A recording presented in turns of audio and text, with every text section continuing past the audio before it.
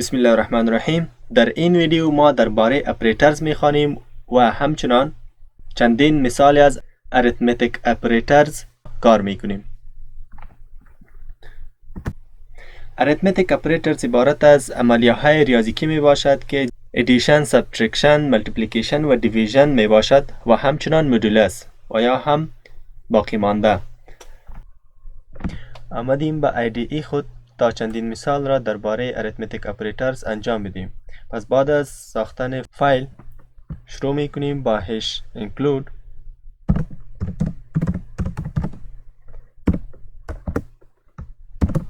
stdio.h و همچنان سنیپت main.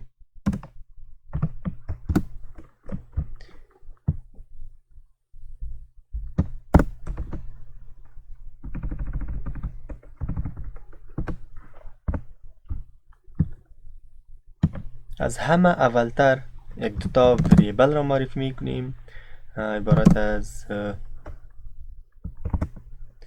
a مساوی به 5 و b مساوی به 4.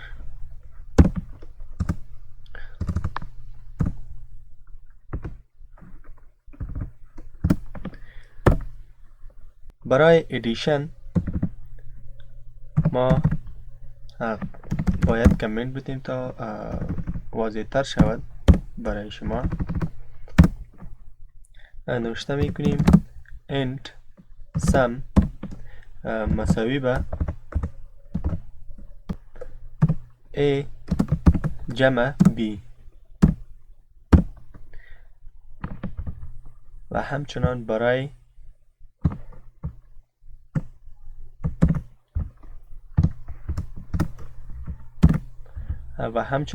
سابترکشن و یا تفریق بازم ما داریم a منفی b سابترکشن و برای ملتیپلیکیشن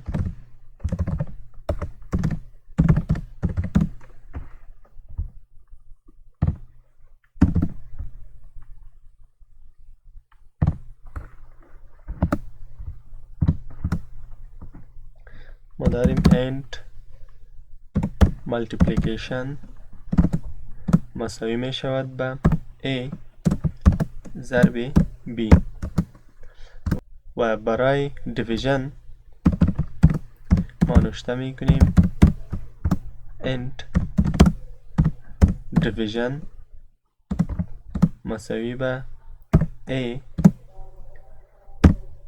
تقسیم b سلش به معنی تقسیم می باشد. و یک چیز دیگه هم ما داریم که قبلا ذکر کردیم به اسم مودولس برای ما ریمایندر را نشان میدهد که چقدر باقی مانده ما داشته می باشیم. پس برای آن نوشته می کنیم ریمایندر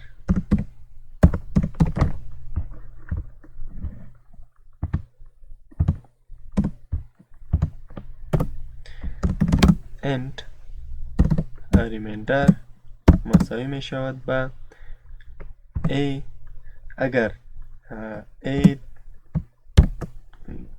بالای b تقسیم شد پس ریمایندر آن چقدر خواهد بود؟ a مود b. حالا پرینت میکنیم همه را. پس نوشته میکنیم printf و بعد از printf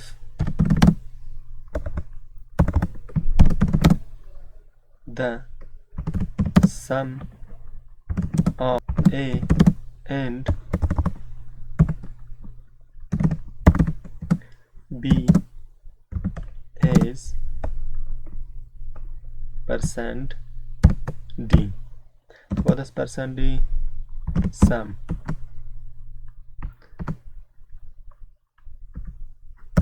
خب باید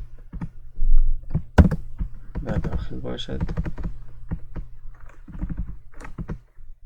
و اختتامیه بعد از سم ما سبترکشن داریم، پس نوشته میکنیم سبترکشن. همچنان ملتیپلیکیشن داریم، ملتیپلیکیشن و دیویژن و همچنان ریمایندر.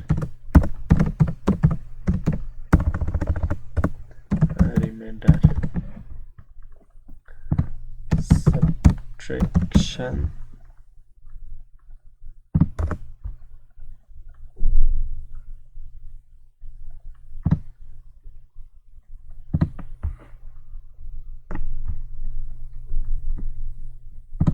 اینجا نوشته میکنیم سبترکشن، ملتیپلیکیشن،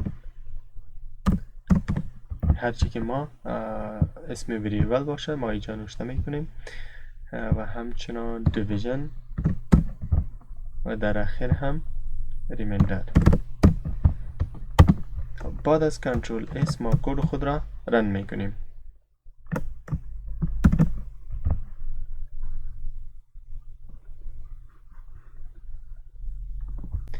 باید ما از بکسلش n استفاده کنیم تا اوتپوت ما واضح تر باشد.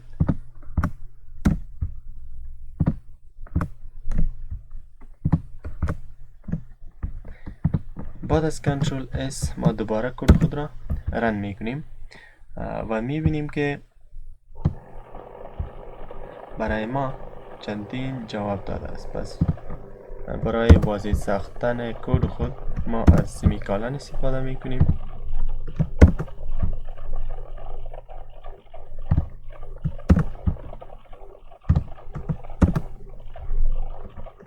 بعد از کنترل اس ما دوباره کد خود را رن میکنیم و میبینیم که ما جواب های خود را گرفتیم. پس در حالت جمع 5 و 4 9 می باشد، در حالت تفریق از 5 4 برود 1 می ماند، در حالت ضرب 5 ضرب 4 20 می شود و در حالت دیویژن اگر 5 را بالای 4 تقسیم کنیم عدد ثابت آن 1 می باشد و همچنان اگر ما 5 را بالای 4 تقسیم کنیم پس ریمایندر ما 1 می باشد. این بود درس امروزی. برای فعلا خدا نگهدار.